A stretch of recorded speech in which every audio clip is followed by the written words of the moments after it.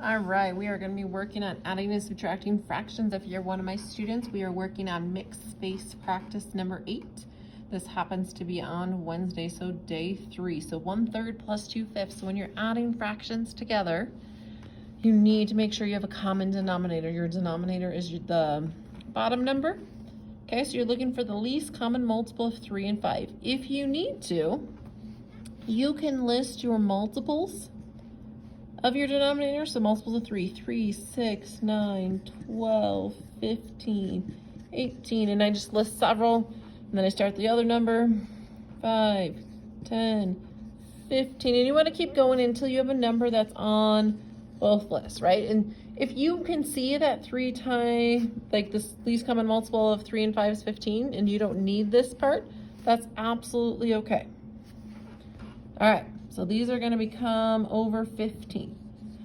So we got to find something that's equivalent to 1/3 but has a denominator of 15. So we did 3 times 5 to get 15. So we have to do 1 times 5 to get its equivalent. So 1/3 and 5/15 are equivalent. It's like 4 quarters or $1 bill. Like they're just a different format. Okay. We multiplied 5 times 3 to get 15. So 2 times 3 is 6. You're going to add your numerators together. 5 plus 6 is 11. Keep your denominator. So this one is 11/15. Okay. If you're doing mixed numbers, 4 3/5 plus 2 1/2. Still need a common denominator.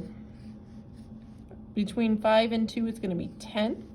So 5 times 2, okay, gave us 10. So 3 times 2 is 6. So 4 6/10 is equivalent to 4 3/5.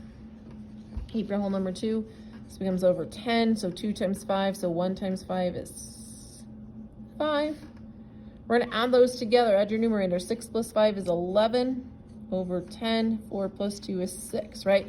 We don't want to leave it like this because it's an improper fraction and 11 is bigger than 10, right? Your numerator is bigger than your denominator. So this bumps it up 1, so that becomes 7. We take 10 out of that, so we're left with 1/10. So 7 1/10, okay? That's what you're doing when you are adding fractions.